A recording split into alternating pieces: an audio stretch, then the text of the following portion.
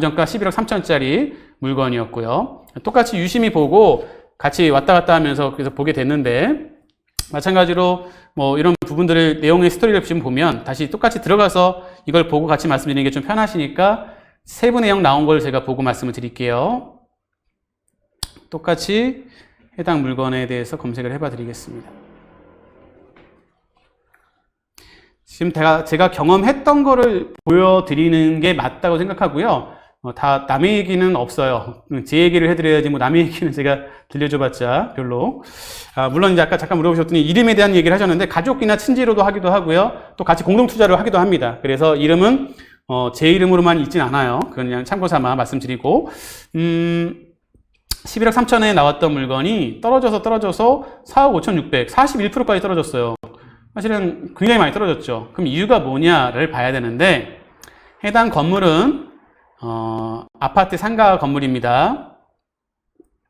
보면 원래 1호부터 11호까지 있는데 이 전체를 헬스클럽으로 다 구분하지 않고 쓰고 있었고요. 바로 옆에 성균관대학교가 있었어요. 수원. 그래서 입지도 나쁘지 않고 아파트 상가고 입지도 제가 봤을 때 나쁘지 않았습니다.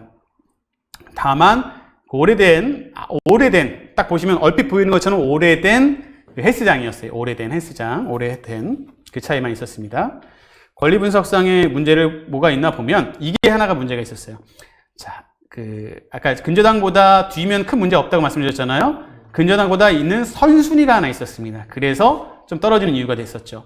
2004년 4월보다 빠른 2001년 7월에 사업자 등록되어 있는 대항력 있음. 이게 이제 빨간색이 좀 무섭습니다. 근데 해결할 수 있으면 무섭지 않을 수도 있습니다. 이 부분 1억 3천이 있어서, 그리고 배당 요구도 없었다. 무슨 뜻이냐? 낙찰자한테 너 돈 주기 전에 안 나가겠다. 이게 배당 요구를 안 한다는 뜻입니다. 대항력이 있으면서.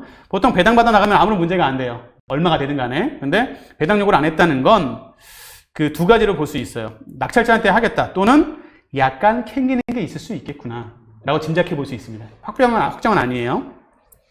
그래서 이 대출 받았던 게 안 되니까 나온 거고, 두 명이 소유를 갖고 있었던 거고, 그래서 나온 거고요.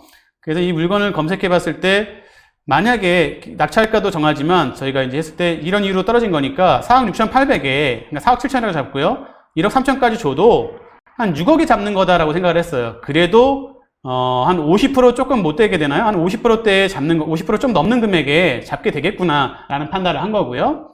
제 판단에 여기에 임대는 조사를 했겠죠. 임대에 대한 거는 여러 군데 알아보셔야 됩니다.